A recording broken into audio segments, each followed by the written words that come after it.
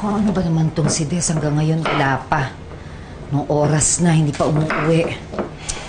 Bayaan mo nga siya, uuwi din yun. Del. Oh. Pahingan 200, oh. Nay naman.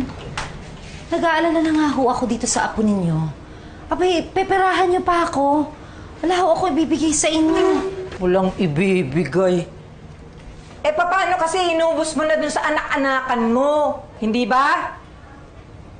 Sigurado ako, nasa happy-happy na yun ngayon at ginagastos na lahat ng pera na binigay mo sa kanya kagabi. Nay, hindi ho ganun si Deas. Pang tuition na yun, hindi niya gagalawin yun. Oh, paano ka nakakasiguro na matino yun? Eh, ina-inahan ka lang naman eh. Oh, kaya wag mo ipagmalaki sa akin na yung sinasabi mong anak, eh matino, eh yung anak naman sinasabi mo, eh hindi naman ang galing sa'yo. Ininakaw mo lang naman si Des eh. Nay, ang bibig ninyo. Natatakot ka?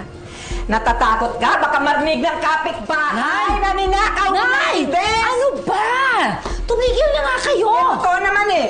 Bakit? Ninakaw mo lang yon sa tunay niyang ina, pero ang lakas ng loob mong mang-angkin! Nay, bakit kayo ganyan? Naturing ang nanay ko kayo, pero palagi niyong sinasaktan ang kalooban ko.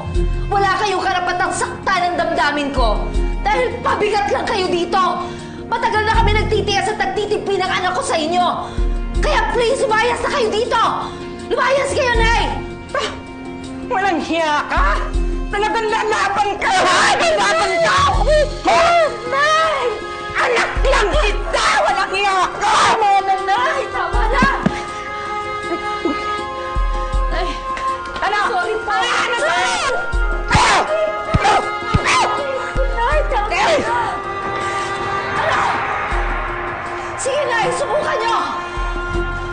Baka makalimutan ko na nanay ko kayo. Subukan niyo! Madel! Pagbabayaran mo tong ginawa mo sa akin!